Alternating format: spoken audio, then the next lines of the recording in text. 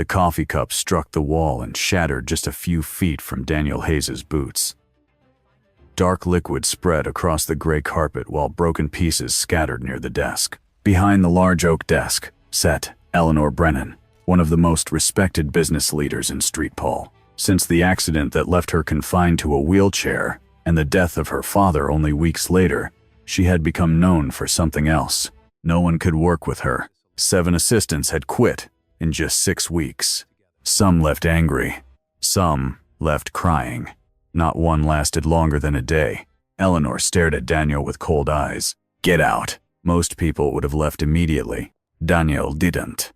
Without saying a word, he bent down and carefully gathered the broken pieces into a paper napkin.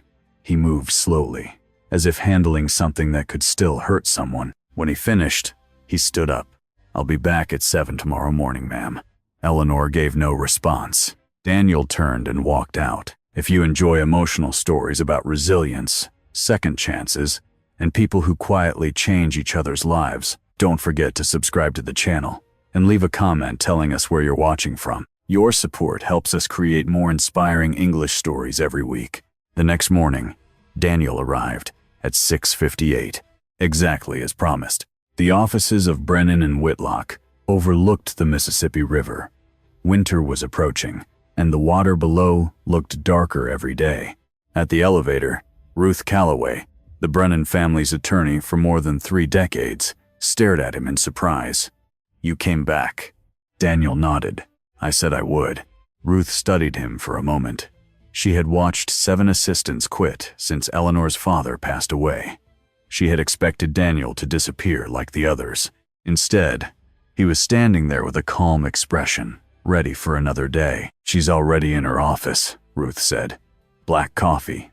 No sugar. Just bring it." Daniel prepared the coffee and carried it to the corner office. Eleanor didn't look up. He quietly placed the cup on the right side of her desk and stepped back. 40 minutes passed before she touched it. When she finally took a sip, the coffee had gone cold. "This is cold." "Yes, ma'am." "Make another one." Daniel made another, then another. By noon, 3 untouched cups sat on her desk. He never complained. He never reacted. Throughout the day, Eleanor changed meeting times without warning. She moved appointments back and forth repeatedly, forcing Daniel to reorganize schedules and contact board members over and over again. Still, he said nothing. Late that afternoon, Eleanor ordered him to retrieve a file from downstairs. Daniel remained standing where he was. For the first time that day, Eleanor looked directly at him. "Did you hear me?" "Yes, ma'am." "Then go get it." Daniel spoke calmly. "I leave at 3:25 every day." The room became silent. Eleanor stared at him. "Why?" "My daughter gets out of school at 3:40. He paused. "I won't be late for her." Most employees would have apologized. Most would have changed their plans. Daniel didn't. He simply stood there, willing to accept whatever consequences followed. For several seconds, neither of them moved. Finally, Eleanor spoke. "Go." Daniel nodded and left. From her office window, she watched him cross the parking lot, get into an aging Honda, and drive away toward his daughter's school. For reasons she didn't fully understand, she continued watching until the car disappeared from sight. That evening, alone in the large house her father had built decades earlier, Eleanor sat quietly in her kitchen. The freezer stood open. Cold blue light filled the room. She wasn't thinking about work. She wasn't thinking about contracts or board meetings. Instead, she found herself thinking about a man who hadn't flinched when a coffee cup flew across the room. A man who refused to be late for his daughter. And for the first time in a very long time, Eleanor Brennan became curious. The 3rd week of November brought a difficult physical therapy session. Eleanor had spent months fighting to recover after the accident. Every movement required effort. Every small improvement came with pain. That morning, her blood pressure suddenly dropped during standing exercises. The room spun. The therapist moved quickly to support her before she collapsed. Eleanor's face turned pale. Her hands began to shake. Before anyone could call for help, Daniel was already there. He appeared in the doorway, carrying a bottle of water and a clean towel. Unlike everyone else, he didn't panic. He didn't raise his voice. He simply placed the towel beneath her legs, lifted her ankles slightly, and instructed her to breathe slowly. In through your nose. Hold it, then let it out. His voice remained calm, steady, the same way it had been since the day he arrived. He added a small amount of salt to the water and handed it to her. Small sips. Eleanor followed his instructions. Gradually, the dizziness faded. The room stopped spinning. The therapist watched quietly, surprised by how naturally Daniel handled the situation. Later, she asked where he had learned those skills. Daniel simply replied, "A long time ago." He offered nothing more. The next morning, Eleanor drank her coffee while it was still hot. She never mentioned what had happened, but Daniel noticed. A few days later, Brennan and Whitlock hosted their annual charity fundraiser at the St. Paul Hotel. The event had been created years earlier by Eleanor's father to support homeless veterans throughout the Twin Cities. Eleanor had considered canceling. She attended only because her father never missed a single year. Daniel accompanied her. As he pushed her wheelchair through the crowded ballroom, a thin man in an old coat suddenly stepped into their path. The stranger stared at Daniel for several seconds. Then his eyes widened. "Doc Hayes?" Daniel stopped. For the first time since Eleanor had met him, she saw surprise on his face. The man stepped forward. "You remember me?" Daniel looked carefully at him. Then he nodded. The stranger immediately wrapped both arms around him. Emotion flooded his face. "You pulled me out of a ditch outside Marja." His voice trembled. "You and Sergeant Vega." Daniel said nothing. The man continued. "I owe you for the rest of my life. You don't owe me anything." The stranger wiped his eyes and disappeared into the crowd. Eleanor watched everything. So did Ruth Calloway. Neither woman spoke. On the drive home, Eleanor finally broke the silence. "Doc Hayes?" Daniel kept his eyes on the road. "A long time ago." "How long ago?" "2 tours." She waited. Eventually he continued. "Helmand, Kandahar." Eleanor turned toward him. The pieces slowly began to fit together. The calm under pressure, the medical knowledge, the discipline, the steady hands. "You were military?" "Navy corpsman." The answer surprised her. "And after that?" Daniel drove quietly for several seconds. "Then I went to nursing school." Another pause. "Then I met my wife." His voice softened slightly. "Then she got sick." Nothing more. No dramatic explanation. No details. Just a simple statement. The kind of statement people make when they've carried pain for a very long time. Eleanor looked away. For the remainder of the drive, she stared out the window. But she wasn't thinking about herself. She wasn't thinking about her wheelchair. She wasn't thinking about rehabilitation. For the first time in years, she found herself thinking about someone else's loss. That night, Ruth Calloway sat alone in her study. Curiosity finally won. She opened her laptop and searched Daniel Hayes' records. What she found surprised even her. For more than an hour, she read through military reports and commendations. When she finished, she leaned back in her chair. The file revealed that Daniel had served as a Navy corpsman attached to Marine recon units during combat deployments. It also revealed something else. A Silver Star, one of the nation's highest military honors. Ruth closed the laptop. She stared at the photograph of Albert Brennan hanging above the fireplace. Then she smiled softly. "Albert," she whispered, "you would have liked this man." The following weeks settled into a routine. Every morning, Daniel arrived before 7. Coffee appeared on Eleanor's desk by 7:05. The day's schedule was prepared before most employees entered the building. He remained professional, quiet, reliable. Every afternoon, at exactly 3:25, he left to pick up Lily from school. Every afternoon, he returned later with paperwork waiting in the back seat of his car. Slowly, almost without noticing, Eleanor began looking up when he entered the room. One morning, she arrived before sunrise. She had spent hours reviewing contracts and financial reports. Daniel entered carrying coffee. As always, he placed it on the desk without speaking. For several moments, Eleanor continued reading. Then she quietly said, "Thank you." The words surprised both of them. It was the first time she had thanked him for anything. Daniel simply nodded. Neither mentioned it again, but something inside the room had changed. A wall that had seemed impossible to cross was beginning to crack, and neither of them fully realized it yet. A few days before Christmas, Eleanor faced another late evening at the office. A conference call with a New York firm had stretched longer than expected. She told Daniel he could leave early and return later if necessary. He agreed. About 40 minutes passed. Then Eleanor heard something unusual in the hallway, a child's voice, followed by Ruth Calloway's laughter. Moments later, a young girl appeared in the doorway of the boardroom, carrying a backpack and a large drawing pad. She stopped and looked at Eleanor curiously. Not afraid, not uncomfortable, just curious. Daniel appeared behind her. His expression was apologetic. "The babysitter canceled. I had to bring her. I'll keep her out of the way." Eleanor looked at the girl. "It's fine." The child smiled. "Hi." Eleanor found herself smiling slightly in return. "Hi." The girl stepped into the room and climbed into one of the large leather chairs. "My name is Lily." Eleanor nodded. "Lily Hayes. Are you the lady my dad works for?" "I am." Lily considered this carefully. Then she said something that caught Eleanor completely off guard. "My dad says you're really smart." Eleanor blinked. "He says that?"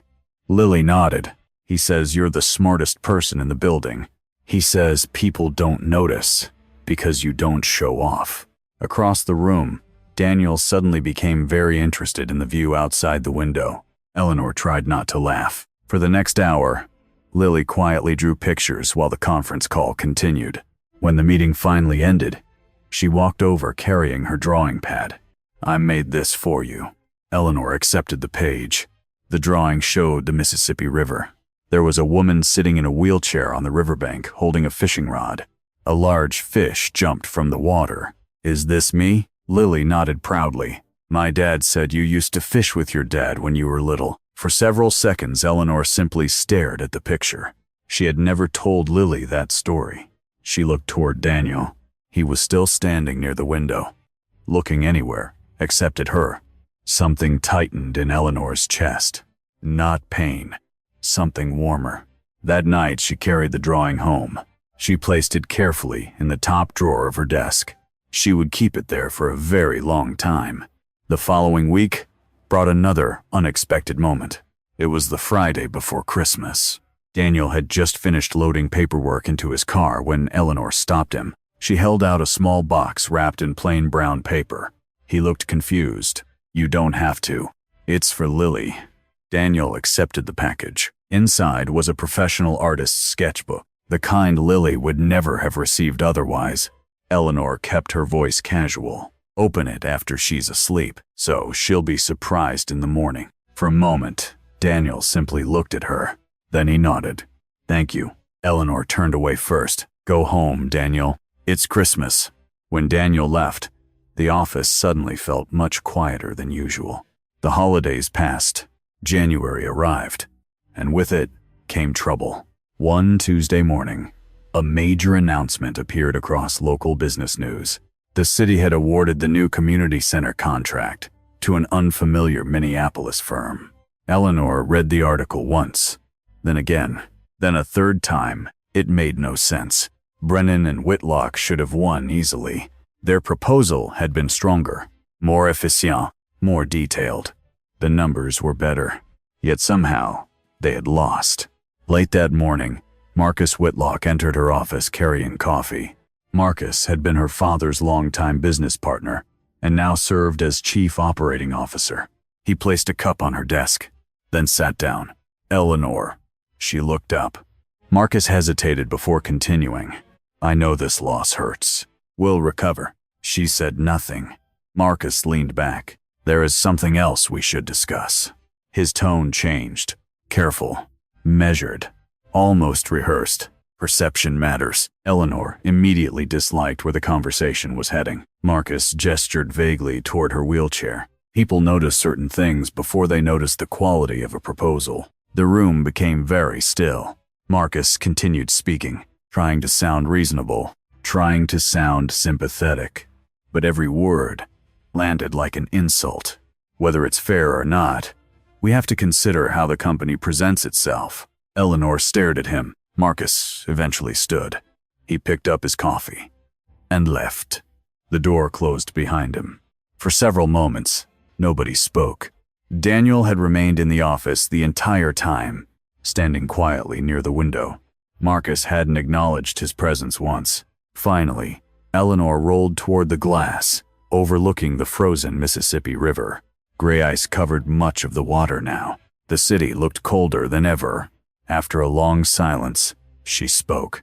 Not really to Daniel, more to herself. What if it isn't me? Daniel waited, then answered, then find out who it is. The response was simple, direct. Exactly the sort of answer she had come to expect from him. Eleanor turned toward him. For a moment she studied his face, the gray beginning to appear near his temples, the tired eyes, the steady expression, the same steady expression that never seemed to change. Daniel, yes, ma'am. She hesitated, then said something she never would have said months earlier. Don't call me ma'am. He looked surprised. When we're alone, my name is Eleanor. For a second, neither moved. Then Daniel nodded. Eleanor. The words sounded unfamiliar between them, yet somehow right. She turned back toward the window. Outside, snow drifted across the river. Inside, something had changed again. The professional distance that once separated them was slowly disappearing. Neither of them fully understood where that path would lead. But for the first time, Eleanor was beginning to trust someone enough to walk it. That afternoon, after Daniel left the office, Eleanor remained alone. His words stayed with her. If it isn't you, find out who it is. Simple words, yet they refused to leave her mind. For months she had blamed herself for every setback, every lost contract, every disappointed client, every whisper she imagined hearing behind closed doors. Marcus had just confirmed her worst fears, or at least he wanted her to believe he had. But what if Daniel was right? What if something else was happening? That evening, Eleanor returned to the house on Summit Avenue. The large home felt as empty as ever. Her father's study remained exactly as he had left it. For months, she had avoided entering the room. The memories hurt too much. But tonight was different. She rolled through the doorway and stopped beside his old desk. A locked drawer sat beneath the surface, the same drawer her father had always kept private. Eleanor stared at it for several moments. Then she unlocked it. Inside sat several folders and notebooks. One yellow legal pad immediately caught her attention. The handwriting belonged to her father. The notes had been written only weeks before his death. Eleanor slowly turned the pages. At first, the notes seemed ordinary. Contract figures, project estimates, meeting reminders. Then she reached a page that made her stop. Margins on Henderson too thin. Riverside bid leaked. Look at Marcus's calendar. Look at his travel. Look at Phoenix. Eleanor read the words again and again. Her father had suspected something. Even while he was dying, he had been investigating. A cold feeling settled in her chest. For a long time, she sat silently beneath the green lamp in the study.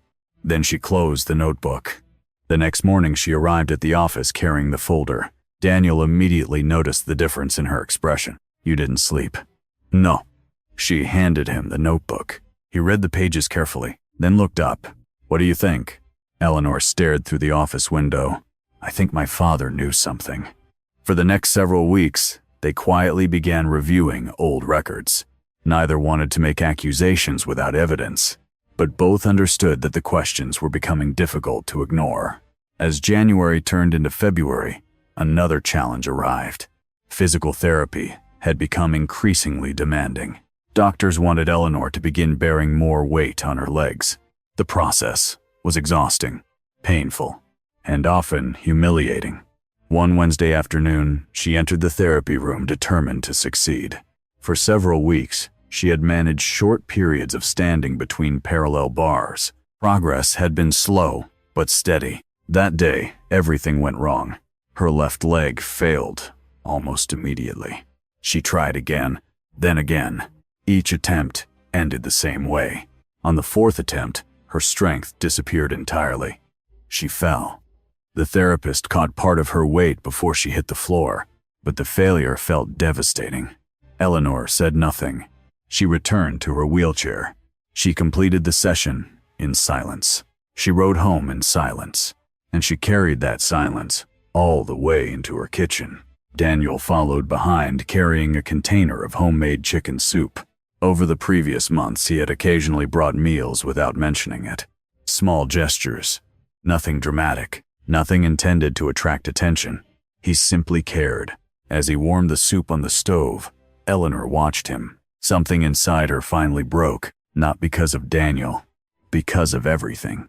The accident, the loneliness, the frustration, the constant dependence on others, the fear that her life would never return. Daniel became the target, only because he happened to be standing closest. "Stop." He turned toward her. She continued, "Stop bringing me soup." The words came sharper than she intended. "Stop bringing coffee. Stop helping me." Daniel remained silent. Eleanor's voice trembled slightly. "I'm not your wife." The room froze. She immediately knew she had gone too far, but she couldn't stop. "I'm not someone you need to save. You don't have to take care of me. You don't have to fix me." Daniel stood motionless. For several seconds he said nothing. Then he quietly turned off the stove, placed the spoon on the counter, picked up his coat, and looked at her. There was no anger in his eyes, no resentment, only sadness. A quiet sadness that somehow hurt more. "Yes, ma'am," the old title returned, for the first time in months. Then he walked out. The front door closed behind him. Moments later, she heard his car leave the driveway, and suddenly, the house felt emptier than it ever had before. Eleanor sat alone in the kitchen. The soup remained on the stove, still warm, untouched. She didn't move for nearly 2 hours. Meanwhile, Daniel drove home through the gray winter evening. His daughter was spending the night with relatives. The apartment was empty. He hung his coat, removed his boots, and sat quietly in the living room. Across the room stood a framed photograph.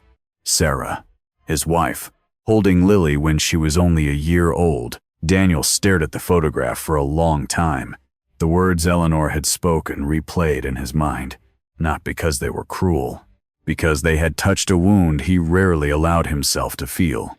He remained there until darkness filled the room. The next morning, he took Lily to school. He smiled when she spoke. He answered her questions. When she asked if he was sad, he simply said he was tired. She believed him, because she had never known her father to lie. 3 weeks passed. Daniel never returned to Brennan and Whitlock. A temporary assistant took his place. He was efficient, professional, polite, and completely forgettable. Eleanor disliked him almost immediately. Not because he did anything wrong, because he wasn't Daniel. The office felt colder. The work felt heavier. The days felt longer. She stopped sleeping well. She skipped meals. She buried herself in projects and reports. Yet nothing seemed to improve. Every time she looked toward the corner where Daniel used to stand, she felt the same uncomfortable emptiness. Eventually, even Ruth Calloway noticed, but she said nothing. She simply watched and waited, because after 31 years as an attorney, Ruth understood something important. Sometimes, people need time to discover the truth for themselves. And Eleanor Brennan was finally getting very close. On the second Tuesday of February, Ruth Calloway entered Eleanor's office, carrying a stack of documents nearly 4 inches thick. She placed the binders on the desk. Eleanor looked up. "What is this?" Ruth took a seat across from her. "This is what your father asked me to prepare before he died." Eleanor felt her pulse quicken. Ruth folded her hands. He suspected something was wrong. He wanted proof. For the next 40 minutes, Eleanor read without speaking. The documents contained the results of a forensic audit conducted by an outside firm from Chicago. Every page revealed another piece of the truth. A shell company had been created nearly 2 years earlier. The company was registered in Delaware. Its name was Whitlock Reeve LLC. One of the listed partners was Marcus Whitlock. The other was a longtime associate living in Phoenix. As Eleanor continued reading, the pattern became impossible to ignore. Again and again, Brennan and Whitlock bids had been undercut at the last moment. Competitors somehow knew confidential numbers, margins, pricing structures, private estimates, information that should never have left the company. 14 separate projects showed the same pattern. The recently lost community center contract was only the latest example. The total damage exceeded $4 million. When Eleanor finally closed the binder, her hands remained perfectly still. Ruth watched her carefully. He started, "After your accident." The words hung in the air. Eleanor understood immediately. Marcus had waited until she was vulnerable, until she was distracted by recovery, until her father's health was failing. Then, he had started stealing from the company. Not before. After, the betrayal somehow felt worse. For several moments, neither woman spoke. Finally, Eleanor looked toward the frozen Mississippi River outside the window. Then she said quietly, "Get him back." Ruth nodded. She didn't need to ask who. That afternoon, Daniel Hayes returned to the Brennan and Whitlock building. He arrived just before 4 o'clock. For several seconds, he stood in the parking lot looking up at the building. 3 weeks earlier, he had left believing he might never come back. Now, he took a deep breath and walked inside. When he entered Eleanor's office, she was waiting by the window. Neither smiled, neither pretended the previous weeks hadn't happened. "I need a driver tomorrow." Daniel looked at her. "Where are we going?" "My father's grave." A brief silence followed. Then he nodded. "What time?" 8:40. "I'll be here." That was all. No speeches, no dramatic reunion. Just two people quietly choosing to move forward. The following morning, they drove to Oakland Cemetery. The winter air was cold. Old oak trees lined the hillsides. Albert Brennan's grave marker was simple. Granite, plain, the kind of stone he would have chosen himself. Daniel lowered the ramp from the vehicle, but Eleanor stopped him. She remained inside the car. The window rolled down. For several minutes, she stared at the stone without speaking. The wind moved across the cemetery. Neither of them interrupted the silence. Finally, Eleanor spoke. "I'm sorry it took me this long, Daddy." Daniel heard the words, but he pretended not to. He simply stood nearby with his hands in his coat pockets, giving her the space she needed. When she finally rolled the window back up, Daniel returned to the driver's seat. Before he started the engine, Eleanor spoke again. This time her voice was softer. "I was wrong." Daniel looked at her through the mirror. She continued, "What I said about your wife, what I said about you trying to save people." The words were difficult to say, but she forced herself to continue. "I wanted you to leave because I was scared." Daniel remained quiet. "I was scared because I didn't want you to." For several seconds, neither spoke. Then Daniel nodded once. "Okay." That single word carried more forgiveness than any speech could have. The drive back to Street Paul felt different, not because either of them talked, because neither of them needed to. 3 days later came Lily's 9th birthday. Daniel hadn't mentioned it. Lily did. She arrived at the office carrying a handmade invitation covered in colored drawings. She handed it directly to Eleanor. "It's at our apartment. It's not very big.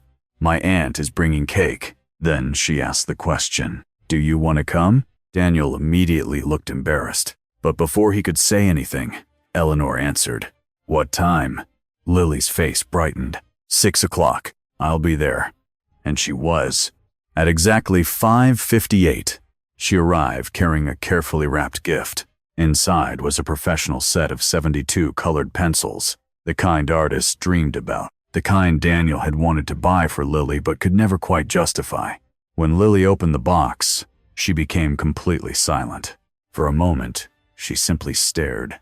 Then she climbed into Eleanor's lap and wrapped her arms around her neck. No hesitation, no uncertainty, just affection. Daniel stood in the kitchen pretending to make coffee. In reality, he needed a moment to compose himself. The evening passed quietly. Cake, conversation, laughter. something that felt remarkably like family. Later that night, after Lily fell asleep on the couch, Daniel and Eleanor spread the audit documents across the kitchen table. For hours, they worked together. Contract numbers, emails, bank transfers, bid schedules. Every page revealed more evidence. Every page strengthened the case against Marcus Whitlock. At one point, Daniel looked up from the paperwork. "You know this will become public." Eleanor nodded. "You know what they'll say." Again, she nodded. "They'll talk about the chair. They'll talk about you." For a moment, Daniel studied her, then asked the final question. "You sure you're ready?" Eleanor didn't hesitate. "I'm sure." Daniel looked at her for a second longer, then returned to the documents. Outside, snow drifted quietly across the city. Inside, the investigation continued long past midnight. For the first time since her father's death, Eleanor felt something she hadn't experienced in a very long time. Not certainty, not victory, hope, because the truth was finally coming into the light, and when it did, Marcus Whitlock would have nowhere left to hide. The board meeting was scheduled for the final Wednesday of February. 1 o'clock in the afternoon, every board member would be present. Marcus Whitlock arrived 5 minutes early, confident, relaxed, completely unaware of what was about to happen. He entered the conference room carrying a leather portfolio and a cup of coffee. Around the table sat the firm's senior leadership. At the head of the table was Eleanor Brennan. Daniel sat quietly near the wall behind her, just as he always had. Marcus took his seat. The meeting began. At first, everything seemed normal. Then Eleanor opened a folder, and the room changed. She stood no higher than anyone else. She raised no voice. She used no presentation slides. She simply began reading facts, contract numbers, project names, bid amounts, dates, financial losses, one after another. The room grew silent. Several board members exchanged uneasy glances. Marcus initially appeared confused, then concerned, then alarmed. Eleanor continued. She identified the shell company, Whitlock Reeve LLC. She identified the bank transfers, the hidden payments, the consulting fees, the bid information that had somehow reached competitors. Every piece of evidence pointed to the same conclusion. Marcus Whitlock had been stealing from his own company, the company founded by Eleanor's father, the company that had trusted him for decades. Halfway through the presentation, Marcus attempted to interrupt. "This is ridiculous." "No." Eleanor calmly continued reading. A few minutes later, he interrupted again. "This proves nothing." Before Eleanor could answer, Margaret Hollis spoke. The 71-year-old board chair rarely raised her voice. She didn't need to. "Marcus." The room immediately fell silent. "Sit down." Marcus sat down. For the first time, genuine fear appeared in his eyes. Eleanor continued. She read portions of internal emails. She identified travel records. She connected dates and payments. Every explanation Marcus might have offered was already addressed by the evidence. When she finally finished, no one spoke. The silence seemed endless. Then came the vote. Margaret Hollis looked around the room. All those in favor of removal for cause. Hands rose, one after another, 7 votes. Only 2 opposed, Marcus himself and one longtime friend. The decision wasn't even close. Margaret recorded the result, then added something unexpected. "For the record, this departure will be filed under cause. Not resignation, not retirement. Cause." The distinction mattered. The official record would reflect exactly what had happened. Marcus stared at the table. The confidence he had carried into the room was gone. 2 years of deception had collapsed in less than an hour. Slowly, he gathered his portfolio. Nobody stopped him. Nobody defended him. Nobody even spoke. He stood, looked once toward Eleanor, then walked out. The conference room door closed behind him. For several seconds, nobody moved. Finally, Margaret turned toward Eleanor. Her expression softened. "Your father would be proud of you." The words nearly broke her, not because she doubted them, because she had needed to hear them. After months of grief, months of self-doubt, months of wondering whether she was failing, someone had finally said the one thing she wanted most to believe. The meeting ended. Shortly afterward, board members quietly left the room. Ruth Calloway paused beside Daniel on her way out. She leaned slightly closer. Only he could hear her. "I knew who you were the day you walked through the door." Daniel looked at her. Ruth smiled. "The Silver Star, the military records. I just waited for Eleanor to discover it herself." Daniel said nothing. Ruth nodded and continued toward the elevator. A few minutes later, Daniel pushed Eleanor's wheelchair toward the parking garage. Neither spoke. The victory felt important, but strangely quiet. Some victories are like that. By the time they reached the car, the winter sun was beginning to set. The city glowed gold beyond the river. Daniel helped Eleanor into the vehicle, then drove her home. He didn't come inside. He simply wished her a good evening and headed back to his apartment. On the drive home, his thoughts drifted elsewhere. In 2 weeks, it would be Sarah's anniversary. Another year since losing his wife. He hadn't been counting. For months, he had been focused on helping someone else survive. Now the date was approaching again, and the memories were returning. That night, Eleanor sat alone in her study. The house no longer felt quite as empty as it once had. Marcus was gone. The company was safe. Her father's name had been protected. Yet she found herself thinking about something else. Someone else. Daniel. She remembered the first day. The shattered coffee cup. The impossible patience. The quiet loyalty. The way he never asked for credit. The way he never walked away when things became difficult. For months, she had believed he was helping her. Only now did she realize something important. He had been teaching her how to keep moving forward, one day at a time, one difficult step at a time, much like physical therapy itself. And somewhere deep inside, Eleanor knew the hardest part of her journey was finally behind her. But another chapter was only beginning. 2 weeks after the board meeting, Daniel requested a day off. He made the request quietly, 3 weeks in advance. He never explained why, and Eleanor never asked. But when the morning finally arrived, she found herself thinking about him. At 11 o'clock, she called Ruth. "Where is he today?" Ruth immediately understood. Resurrection Cemetery. Eleanor was silent. A moment later, she said, "Send me a truc." That afternoon, she arrived at the cemetery carrying a bouquet of white lilies. The winter wind swept across the open fields. The cemetery was nearly empty. From a distance, she saw Daniel standing beside a gravestone. Nearby, Lily sat on the grass, drawing in a sketchbook. The same sketchbook Eleanor had given her at Christmas. As Eleanor approached, Daniel turned. Neither spoke. She rolled her wheelchair toward the stone. Sarah Hayes, beloved wife and mother. Eleanor carefully placed the white lilies beside a bouquet of yellow flowers Daniel had already brought. Yellow had been Sarah's favorite color. He had mentioned it once months earlier. Eleanor had remembered. For a long moment, the three of them stood together in silence. No speeches, no explanations. Only memory, only respect. Then Lily walked over and slipped her small hand into Eleanor's. "My mom would have liked you." Eleanor felt her throat tighten. She gently squeezed Lily's hand. The little girl held up a drawing.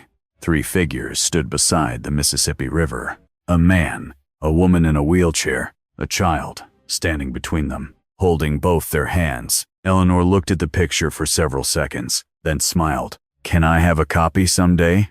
Lily nodded. "I'll make you a better one. I have the good pencils now." That made Eleanor laugh softly. When they finally left the cemetery, they rode home together. For the first 20 minutes, nobody spoke. Then Lily began talking about her spring concert, about the songs she was learning, about the 3 lines she would sing alone. Eleanor promised she would be there. Daniel kept his eyes on the road, but for the first time that day, he smiled. Months passed. Winter slowly gave way to spring, then summer. The legal case against Marcus Whitlock moved forward. The stolen community center contract was eventually rebid. Brennan and Whitlock won it back. The company recovered. The future looked brighter than it had in years. But the biggest victory wasn't happening in a courtroom or a boardroom. It was happening in a physical therapy room, One October afternoon, nearly a year after Daniel first walked into Eleanor's office, she stood between the parallel bars once again. Her therapist waited nearby. Lily sat on a bench with her hands clasped together. Daniel sat beside her, watching, waiting, believing. Eleanor took a breath. Then she stepped forward. One step, her legs trembled. Another step, pain shot through her muscles. Then a third, the room became perfectly silent. 3 steps, only 3. But after everything she had endured, those 3 steps felt like a mile. The therapist moved the wheelchair behind her. Eleanor sat down, and for the first time in a very long while, she laughed. A real laugh, the kind that comes from relief, from gratitude, from hope. Lily immediately began clapping. Daniel didn't. He simply looked at Eleanor, and Eleanor looked back. No words were needed. Some victories are too important for words. The following Saturday morning, Daniel arrived at the Summit Avenue house at exactly 7 o'clock. By then, he had a key, not because anyone had made a grand announcement, not because anyone had labeled what they were becoming, simply because one day Eleanor had decided he shouldn't have to stand outside in the snow. Inside the kitchen, Lily was working on long division homework. Eleanor sat across from her checking answers. Daniel poured himself a cup of coffee and joined them. Outside, the Mississippi River flowed quietly beneath the autumn sunlight. Inside, 3 people shared an ordinary morning. Homework, coffee, conversation. The sort of simple moments that often matter most. 7 assistants had quit in 6 weeks. The 8th never really was an assistant. He was simply a man who kept showing up. Every morning, every difficult day, every moment, when someone needed him. And in the end, that quiet consistency changed far more than one life. It changed 3. Thank you for listening to this story. If you enjoyed this emotional journey of resilience, family, second chances, and quiet courage, please take a moment to like this video and subscribe to the channel. Tell us in the comments, what was your favorite moment in Daniel and Eleanor's story? And if this story touched your heart, share it with someone who may need a reminder that sometimes the strongest people are not the loudest ones. They are simply the ones who keep showing up day after day, no matter what. Until next time, thank you for being part of our storytelling family.